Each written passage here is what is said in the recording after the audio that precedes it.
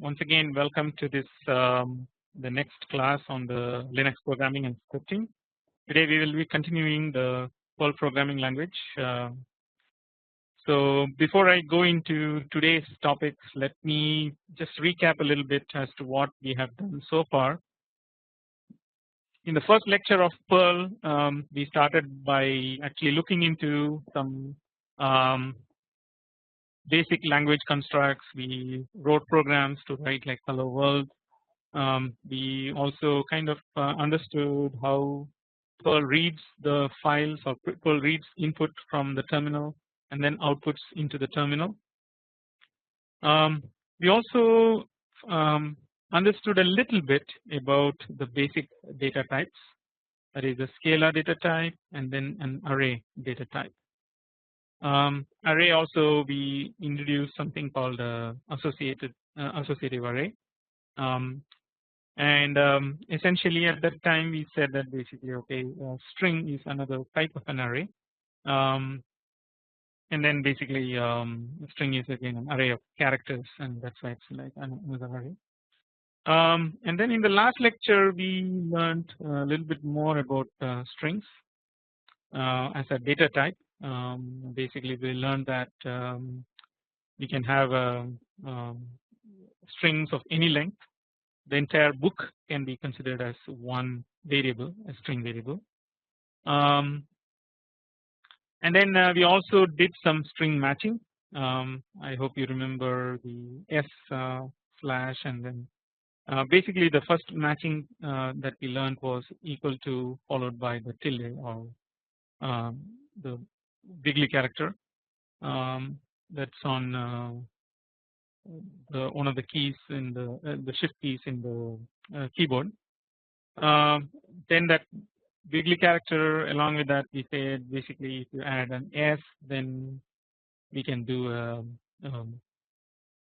substitute. Essentially we can not only match but also we can substitute a character for another character. Then we also did basically some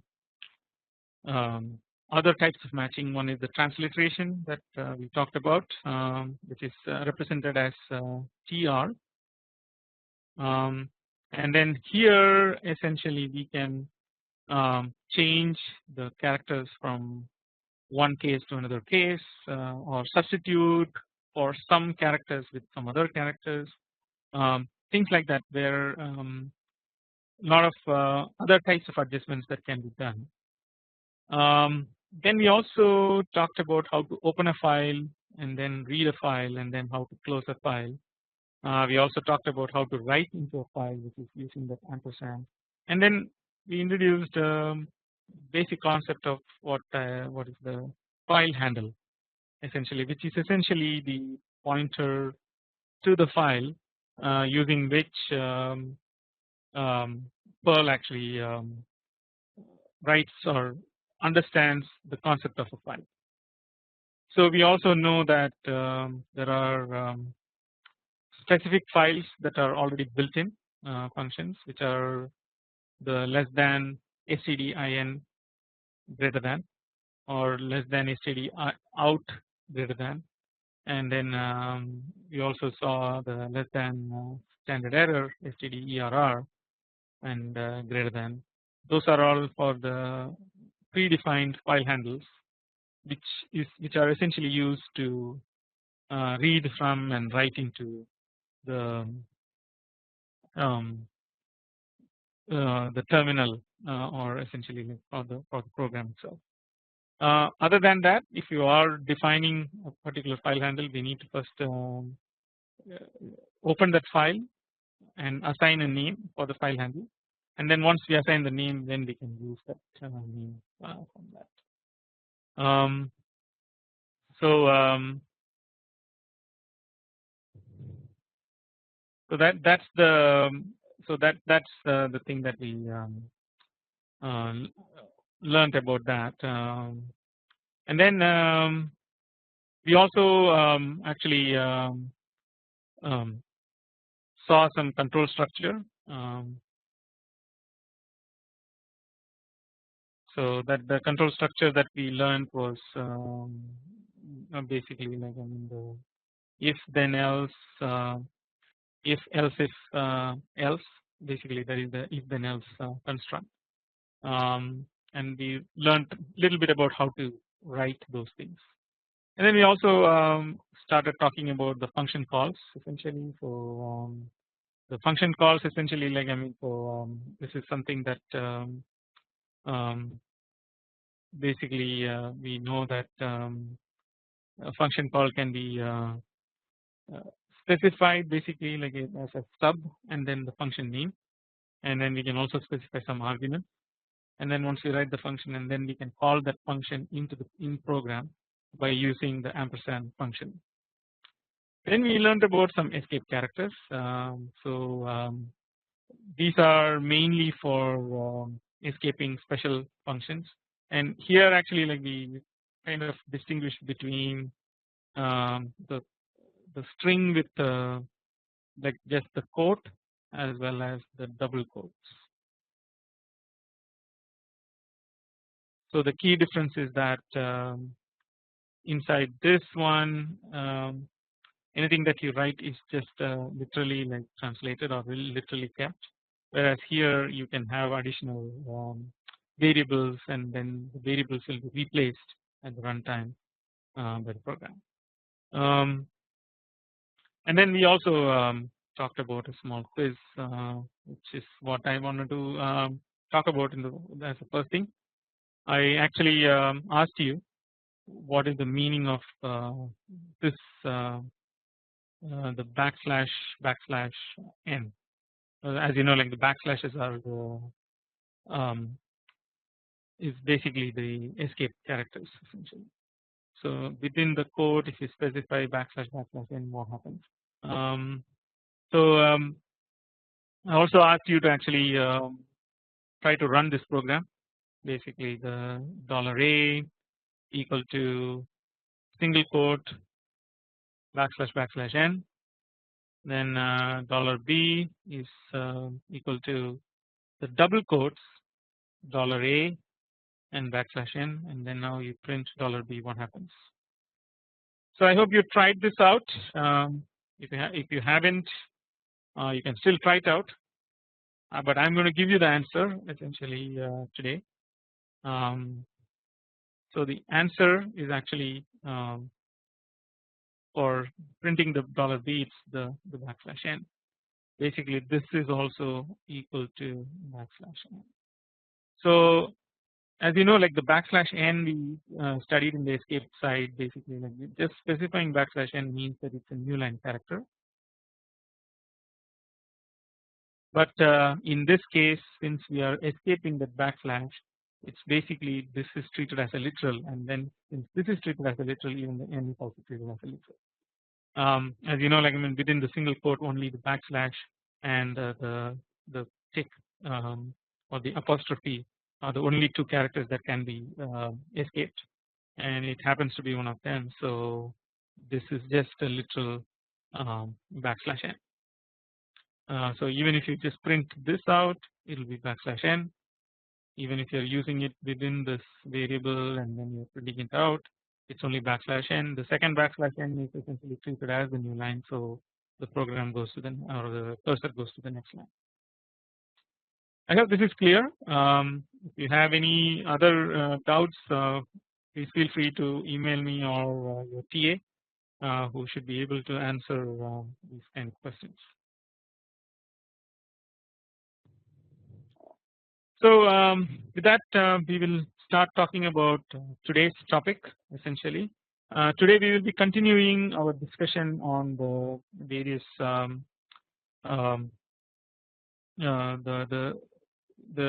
we're continuing from the escape characters.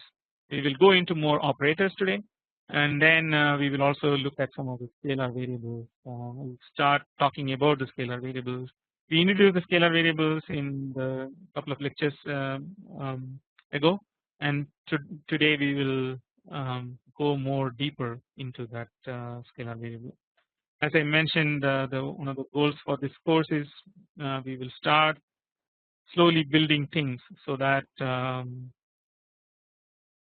by I mean we are not going to be like, I mean we will cover some of the basic information and things like that, but we will start building this programming knowledge right from the get go. I don't want you to study all the basic stuff and basically like every topic one by one, and then at the end you can put together and write a program. That's not the intent of this course. As you go through the course, you will be able to program smaller bits and pieces of Perl, which is essentially even the goal for Perl. I mean, somebody who takes Perl is intuitive, so that you can start coding even the very first day. You don't have to go through a course of many days before you start coding. Basically, as you learn, we build small scripts, and then we will build it up, and then finally, like by end of the course, you'll be able to do whatever programs that you want very easily with Perl. So let's look at some of the operators. So the operators in Perl is a superset of the other languages that are there, the C, Algol, and Pascal. Basically, it also provides automatic conversion between the strings and numbers. There are arithmetic operators, so operators are not limited to just this arithmetic operators, but the arithmetic operators are essentially addition, subtraction, multiplication, division, modulus, and exponentiation.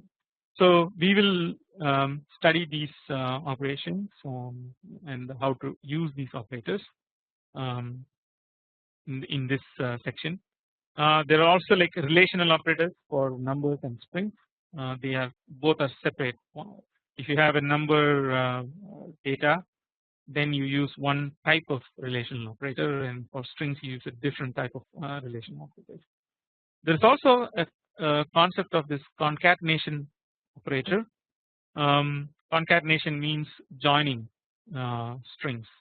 So if you have like many strings that you want to put together, there is a dog in my house, and each one is a separate string. You can put together using the dot operator. And then for strings, we also have a repetition operator, just the X, which is very similar to the multiplication operator here.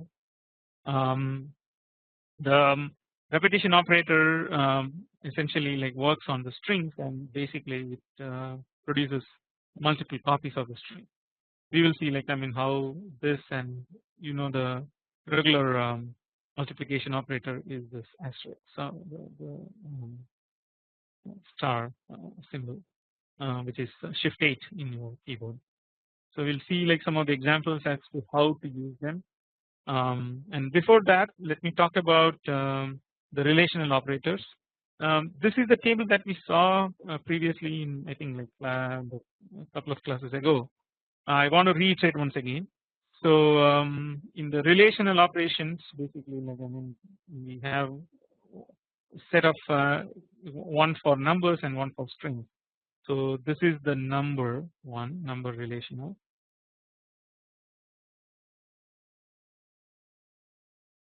And then this is for the string relational. So equal to is straightforward. This is to compare. For EQ, it's basically like two strings whether they are equal. This one is like if two numbers that are equal. So this can be, when I say number, basically it can be a variable. So you can say like $x equal to 1. This compares whether if x has a value of 1. And here like you can also say like $y EQ my name, something like this. So that this compares whether the $EQ is my name, and then it does something. So this is the EQ operator. The less than symbol is for the less than, greater than is for the greater than, and less than or equal to. These are like some of the things that are provided. You may wonder like, I mean, how do you use like less than, greater than, LE, G, and all for the string operations. Again, the equivalent numerical value is used. Like, so for example, like you can actually have a string which is like 12. So if it is a string operator, then you will say like, I mean, if my dollar number is less than literal 12. So here essentially, like, I mean, you can again compare a number against the literal string as well. So same thing, like, I mean, the greater than or equal to, and then finally like not equal to. We will use some of these things in various programs in the coming lectures. We'll also have some assignments which will be using these concepts. So here are some examples. So 1 plus 2, straightforward, it's 3. This one 9.8 minus 7.6 is 2.2. Again, you see that basically you don't have to explicitly specify any floating point, as you know in Perl everything is floating point. 3 times 21 63, again easily understood. 14 divided by 2 7. 10 divided by 3 is a floating point number 3.33333. Again Perl has basically the precision is limited by what your computer allows. And then the 10.2 divided by 0.3 34. These are pretty straightforward operators essentially, like, I mean, so this is the addition operation, subtraction, multiplication,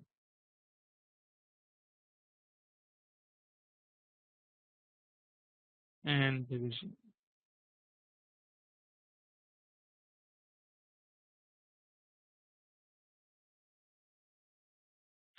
So these are the basic operators. Now let's look at some other operators as well.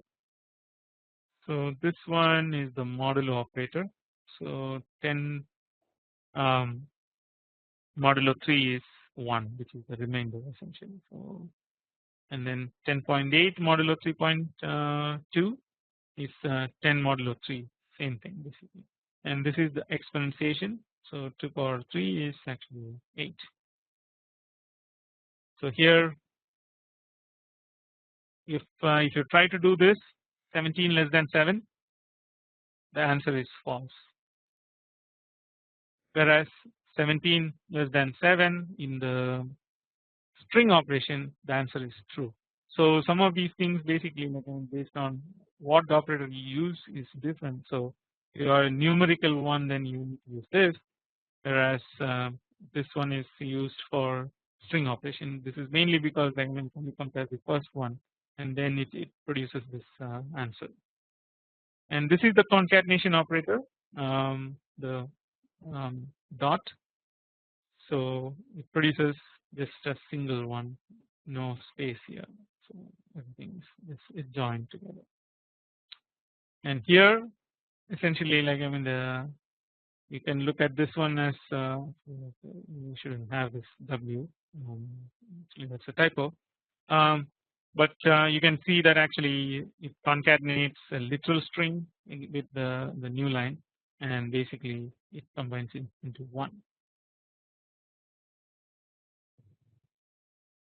So now we look at some additional things. Basically, like, one thing that we talked about was this repetition operator, which is the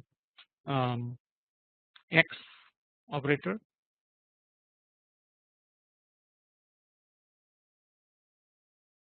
So the X operator essentially multiplies that hello by 3, so you get this as the output. Then the word x 2 plus 1 and 2 plus 1 is in parenthesis, that prints out world world world. So the parenthesis is actually operated first, so 2 plus 1 becomes 3, and then 3 times world is essentially like the same. Here again, when we use the x operator, the 3 plus 2 is evaluated, and then that is essentially 5, and then 5 times 3, so it is 555, and 5 is treated here as a string or a literal. but at the same time 3x 3 plus 2 is actually 3 3 3 3 3, which is basically this 3 plus 2 is evaluated first, which is 5, so it just repeats 3 5 times. And hello times 2.5 is basically like only like 2 times it's printed out. So the last one is just omitted. And if you do it anything less than 1, basically it's nothing is printed out. So I think this is clear. You can actually play with these operators to see like what various outputs are. I'll also give some exercises later on to work on these operators to see how you can make use of it. So now let's go into precedence. One thing that I talked about here was this parenthesis, basically like how parenthesis changes the precedence. Basically instead of world times 2 and then plus 1, it's actually like the 2 plus 1 is evaluated first and then world. Same thing like here we see like some precedence operators in play. So how does Perl understand this precedence? Are there any rules behind this?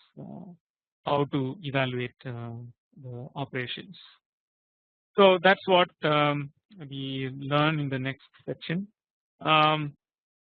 Basically the rules are fairly simple. Essentially for all the operators found in C, the operators have the same precedence as in C. So this includes like plus minus the multiplication, division, etc. And then you can check a table for the lower to higher precedence. I'll talk about that table in the next slide. And then for the operators at the same level, it's resolved by associativity. Okay, so there are two ways basically. One is there's a table which goes from top to bottom, and then we also have some rules regarding the associativity, which is used to resolve for the operators at the same level. So what do I mean by this? We will talk about this, and if this is not clear, like actually there will be more chances that we will be covering this. So here I talk about the associativity and then the operators. So the precedence goes from top to bottom. That is number 1. Okay. So if you see like one of them here, not, and then one of them here, say multiply. So this takes the first precedence and then before this. So basically like you have to evaluate the multiplication before you can use the not. But what if there are couple of nots in the same line? So we go back here and then we say that basically the precedence is from right to left. So you first evaluate the rightmost one. So for this one it goes this way. Whereas for AND it's actually going this way. And then OR and XOR again goes left to right. And then so we can look at various things. One is so there are various operators here. Some of these things we haven't actually like learned. This one we have learned, which is the exponentiation, which is again going from right to left. So this way. And then this unary operators are all like same thing basically. Whereas some of the comparison operators goes from left to right. Here it's again like left to right.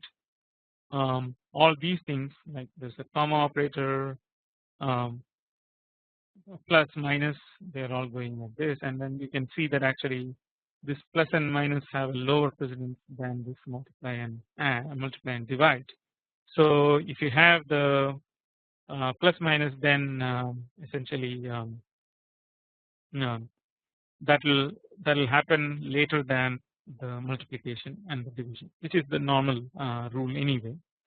One other thing to note is basically the parentheses will change this precedence order. So if you put anything inside parentheses, those are evaluated first and then before assigning this precedence table. So there are all the operators that are mentioned here have this precedence. So I want you to go through this. I have some examples in the next slide, which we will go into now. So here are some examples. So the change dir is a function call chdir, and then basically the $foo is some variable, and then we specify, like, I mean, okay, if this condition is not true, then die. That's the meaning of this particular statement. We will talk about these kind of statements in the next section or in the coming section, but I want you to pay attention to this one. So here we specify this without any precedence, basically like this, right? That's the same as writing first the chdir foo and then the or die. So this and this are exactly the same. If you put a parenthesis inside the foo and then doing the same thing, basically that's again the same.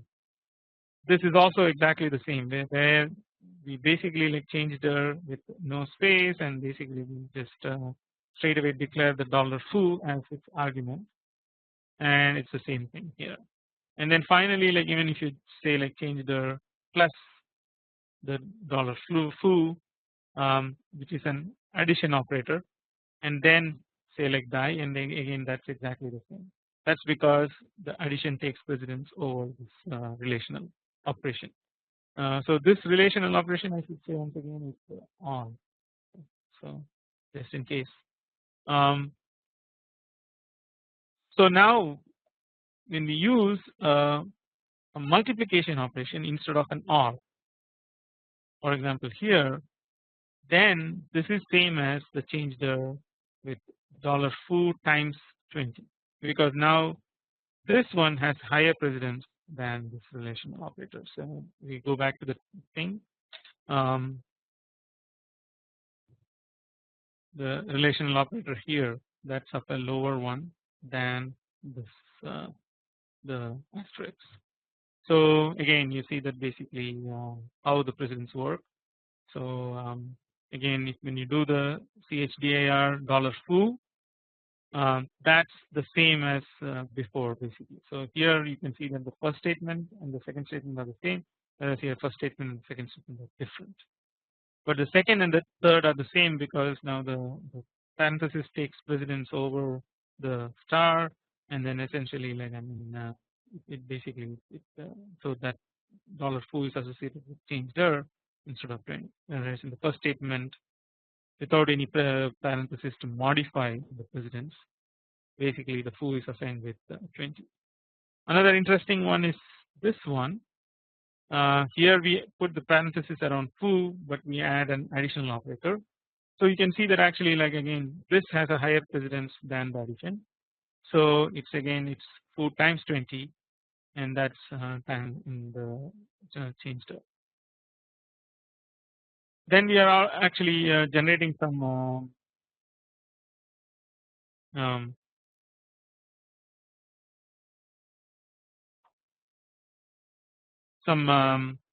random numbers essentially. So this is random 10 times 20, which is essentially like random 10 times 200. I mean 10 times 20, which is 200. So it generates a random number between 0 and 200 here, and essentially you can see that actually that's how this is taken. Whereas if you say like rand 10 in parenthesis times 20, then it generates a random number between 0 and 10, and then that it multiplies by 20. So you can look at this one basically like here there are maybe like 200 combinations, and out of that one is chosen. Here you have only 10 combinations, and out of that one is chosen. So the answer may be like still like I mean the range is same, basically this has 0 to 200, this also has 0 to 200, but you have only like 10 different values, whereas here you have 200 different values, and it is choosing from one of them. So these kind of precedence metrics and this whole this discussion will help you to write programs which you want to do it properly. Because in this section, basically, let's say like you want to generate a random number or some task which you think that basically which is a combination of two different types basically, and then you choose to represent this way, which is the correct way. But if you are doing this way, then you are actually like, I mean, you are not actually getting the full range to generate the random numbers, because here the random numbers generated are like 20, 40, 60, 80 or multiples of 20, whereas here it's multiple of 1, so it's 1, 2, 3, 4, all the way to 200. So that is one way of looking at it. So depending on the applications, you can really generate, and sometimes, like I mean, if you do this, then the reduced set, even though the range is same, you're actually biasing it with only like 20 different values. So here is one quick question, again regarding the same precedence that we talked about. Here essentially, like I mean, I'm declaring an array, and the array contains values 1, 3. Then I introduce a function called sort. Sort is, you can think of this sort as sorting multiple values, and then I give like 4 and 2, and then I say print $array. So what do you think will be the output of this program? So I'm going to give you the answer, of course, for this one, because it may be good to actually practice these kind of problems,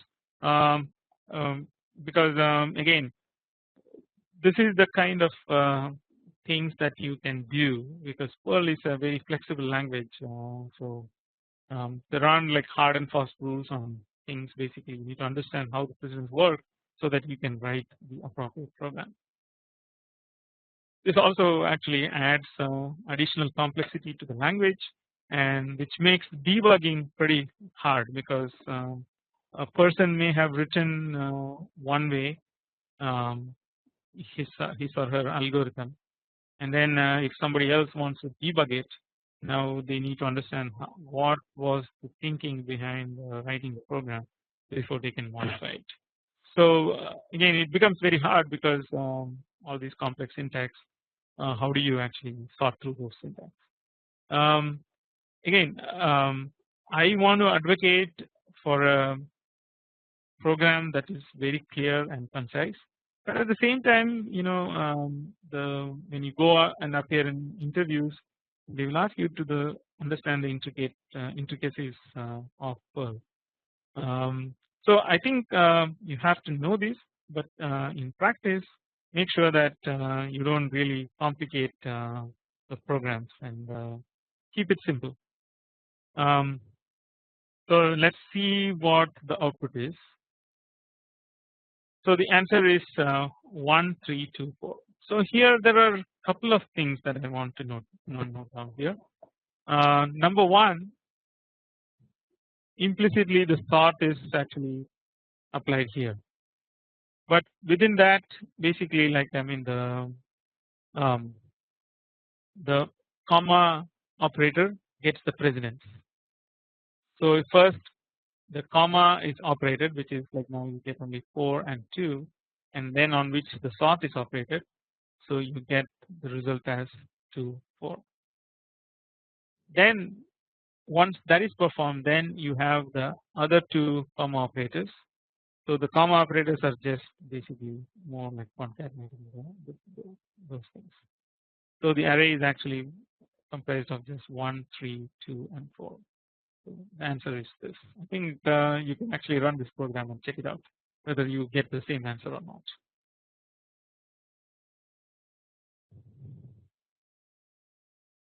Okay, so let's move on. So as I mentioned, basically the operators can be operated on both strings and also the numbers. So if a string is used in a numerical computation, it's automatically converted into its equivalent numerical value, which is a decimal and a floating point value, decimal floating point value.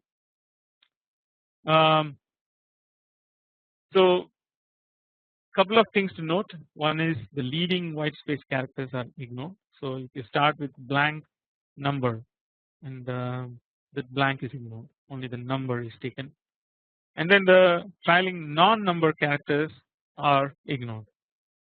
So if it is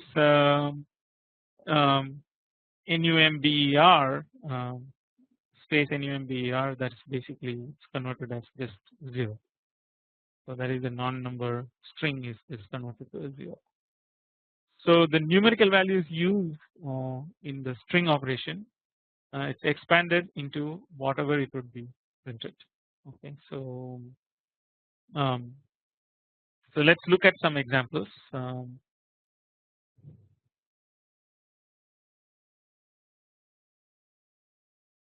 So here in quotation it's 1 2 3 Fred times 2. What will be the output for this? So this is the same as just saying 1 2 3 times 2, because the leading this blank, this is ignored,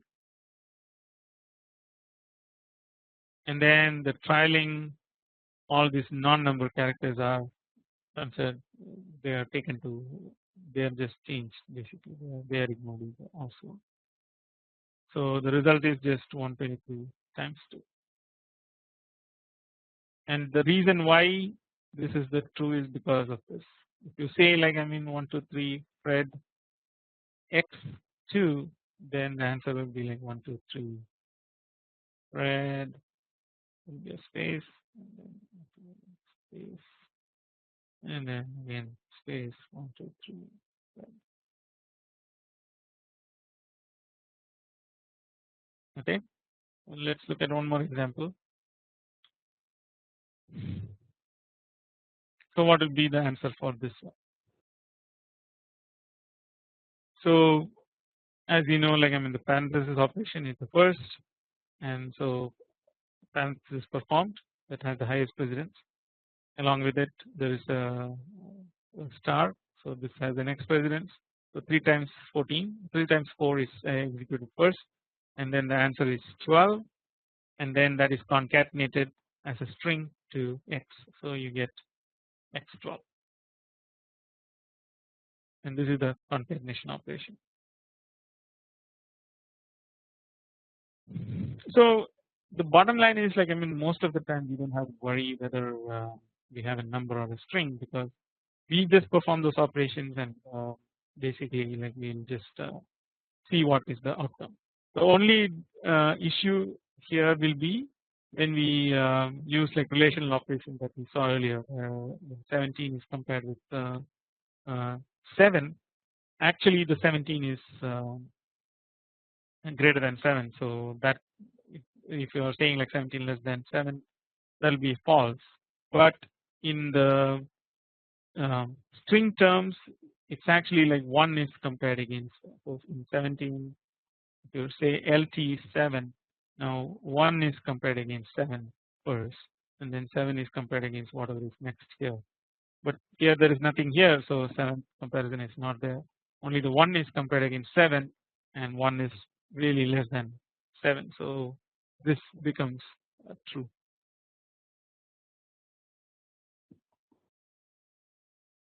So when you are writing scripts, you gotta watch out for what exactly you want the results to be, because if you do something like this and use the wrong relational operation, then you will get a result but which you wouldn't expect, and then as a result that will cause issues and it's harder to debug.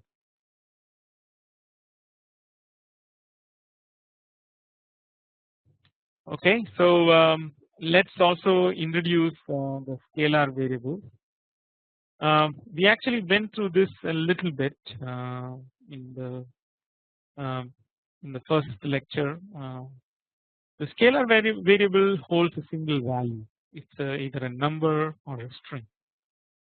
The general syntax is essentially it's a letter or a digit, essentially with a prefix of dollar, and then you can actually have an underscore also. So other characters are not allowed in the variable, and essentially like so they are not, it basically rejects the additional variable, additional characters, and it is case sensitive. So you can say like same thing like dollar name is not equal to dollar name. Okay, this is yeah, true in both this as well as this. You can have different values for these things, and then for the name itself there is no length limit, so you can have however you want. So let's look at how we can use them basically. One way to use the scalars is through an assignment. So you can assign values to the scalar variables, and which you in turn you will be using it for various things essentially. So for example here a typical assignment will be $A equal to 7. And then we will say like okay $B is equal to $A plus 7. So here you notice actually like this is the equality operator. So here we just assign a value or assignment operator where we actually assign a value to this particular variable. This is also sometimes we can call it as initialization, where we first assign a value and then we can do some operations on it. Here we assign $A plus 7 to this one. So if the $A changes say to 9 at some point, then that will be reflected here. So currently this is equal to just 14, but it can change based on the value of A. And then here you can see basically that $C is weak concatenated with $B. So can somebody say what will be the answer for this one? It's that is weak 14. So that's the way that we can write it. And then here we say like D equal to, in parentheses, A equal to 3 plus 4. So now what will be the value for the D? So here essentially like you can think of the parentheses actually change the precedence, so you need to evaluate this first and then do this. So when we evaluate this is an assignment operator when 3 is assigned to A, and then that plus 4 basically becomes $B is equal to 7. Here it's basically like a continuous assignment essentially when we are just assigning to $F, which is equal to 7. So both of them will become 7. So I think this is the way that we can change the precedence essentially, and also we can move some operations basically on the various variables. The scalar variable is one of the most widely used variable in Perl. Pretty much most of the operations that we do is using scalars. So the scalar variable, we will learn a lot of things about the scalar variables in the coming lectures. So let me also go into the binary operators essentially, or binary assignment. So essentially this is very similar to C. If you know C, then this will be fairly easy. The order of evaluation is unspecified. So if we go back to our the metrics that we talked about here, so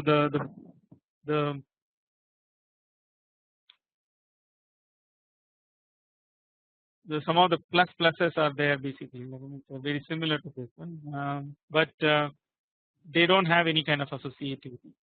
So now let's see like what that means. So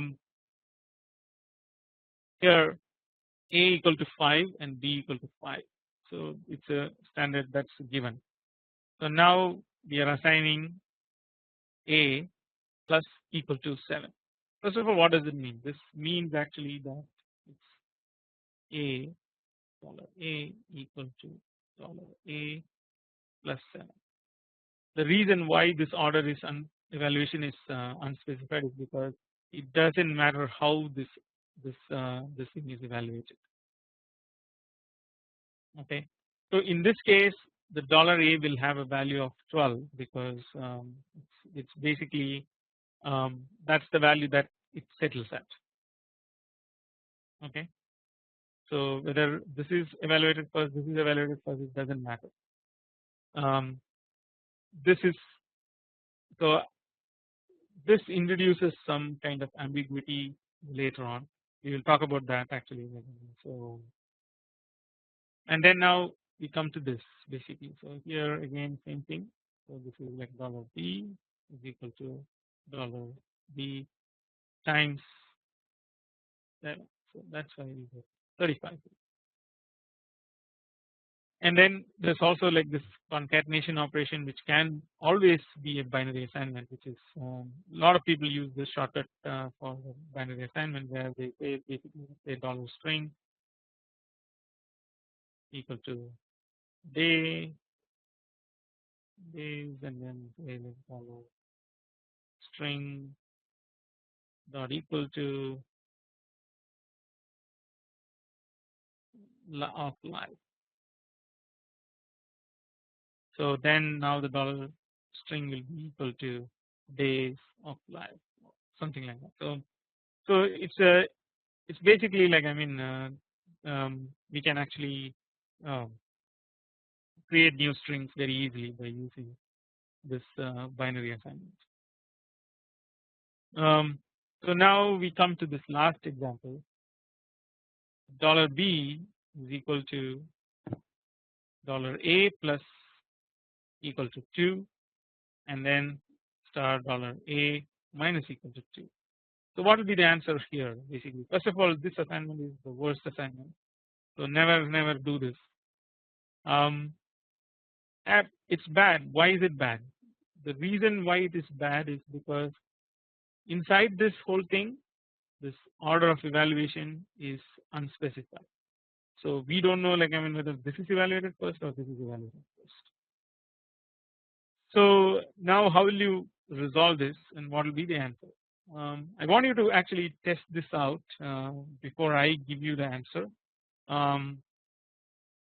Because again like I mean this is one of the key points of understanding that we should be able to understand how this is done. So I'm going to actually stop at this point. I'll go and do a recap of what we learned today, and then we will pick it up from this. Meanwhile, I want you to experiment with this particular assignment, see what happens, and explain why you are getting that answer. So first of all, find out what your answer will be. You do this. So follow this one basically. $a is 5, $b is 5, or actually like just make it $a as 5 and then just do this operation. See what you get. Because again this order of evaluation is unspecified. What does that mean? Find out and explain to me in the next class what happens, and in fact I will also explain to you as to what you should have seen and why you should have seen that. Okay, so let's just recap what we learned today. So we started with some operations basically. So we went through like the various operators. Essentially in Perl we have a number of operators. Basically it's a superset of C, Algol and Pascal. And there is automatic conversion between strings and numbers. This we saw basically how we can do this. And in Perl actually there are arithmetic operators addition, subtraction, multiplication, division, modulus, we saw that, which is the percentage, and then exponentiation, which is the double asterisk. And then we have relational operations, and one set for numbers and one set for strings. Actually, we don't have a data type where we can operate these things on. We can easily operate the string relational operator on the numbers and then the number operator on the strings. Even though, like, I mean, when we operate the numerical relation operators on strings, it can complain saying that, hey, you are using a wrong syntax here. But if you use the string comparison for the numerical side, it won't generate any issues. Then we also looked at the concatenation operator for strings. Then we also studied about the string string repetition operator, which is the X, basically for multiplying numbers. Then we went through all these various operators. We also studied some of the precedence order. So this is one of the key things that we will again revisit in the next lectures. In precedence, essentially, like when we said that basically in Perl, the order of precedence is, first of all, it goes from top to bottom, and then it also follows whatever the associativity rules that are specified in for the same operators. You use just this one row essentially. So and then that also varies essentially. For some operators it's right to left, and for some operators it's left to right. For example, the not functionality is actually from right to left, whereas an and, an or, and XOR are all from right to left. I mean left to right. So this we learned, and then we learned also, like, how to answer some complex questions. Then we studied about the conversions essentially, which is how can we use string in the numerical computation, and then how can we use numbers for comparing in a string way essentially. One of the conversion thing, the rules are essentially very clear. One is when you are converting from a string to a number, the leading white space is ignored, and then the trailing non-number characters are ignored, and then whatever is remaining, that's your number essentially. And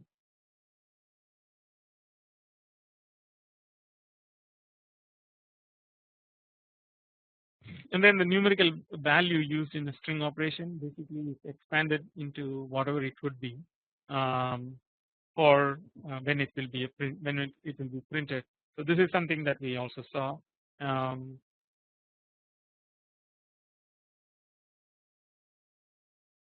then we went into the scalar variables. Essentially, like, these are scalar variables, are variables that hold a single value. It's usually represented as dollar followed by number of letters or digits essentially. Like, so you can have like $123 as a scalar variable that can hold some value, even though we don't want to. We always typically have a letter essentially as a starting point. Actually, here also, like in syntax, we start with a letter, then we can have any digits or letters, or even an underscore. So the $123 is not allowed as a variable, whereas $A123 is okay as a variable. So again, the scalar variables, the variable names themselves are case sensitive, and there is no length limit for the variable names.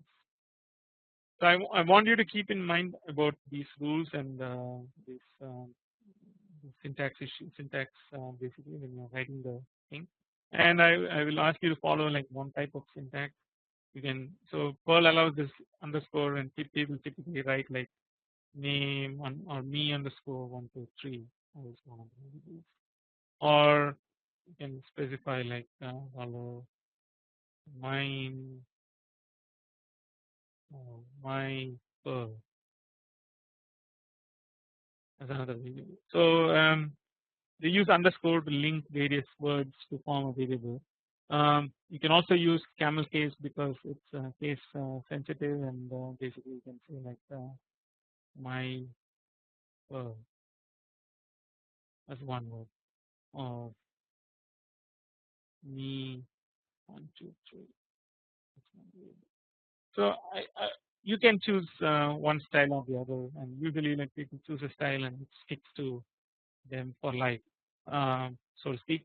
And people who are well versed with Perl, they typically choose this with underscore. So I would like you to choose whichever one that you are most comfortable with in representing various variables. Then we also learnt about assignments, the two types of assignments. One is a regular assignment, which is basically assigning values to a scalar variable. We use like various operators to achieve that assignment. So assignment, you can think of that as an operator which is represented by equal to, and then we use various types of assignments to feed into that particular variable on the left hand side. So we also learned about this binary assignment operator, which is these kind of operations essentially, which is two operators linked together in here also. So basically one thing is the order of evaluation on the operands is unspecified, so which one is evaluated first is not known, even though like I mean most of these kind of cases we evaluate basically it's same as saying a equals a plus 7. So the plus is evaluated first before the assignment, so a will get the value as 12 or b will get the value as 35. But when you use it with these kind of complicated way, where this you're using one type here and another type with the same um, variable, the value sometimes is not what we expect. So I also gave you this example, and basically this will be a quick quiz for next time to see whether you understood this. Basically run this command and see whether what the result you get, and then you can share it with me. I will also share my result with you next time, and give you an explanation as to why I see that value. So hopefully I think this is now where we are getting like more and more deeper into Perl. So thank you again for listening. Thanks a lot. See you next time. Thank you.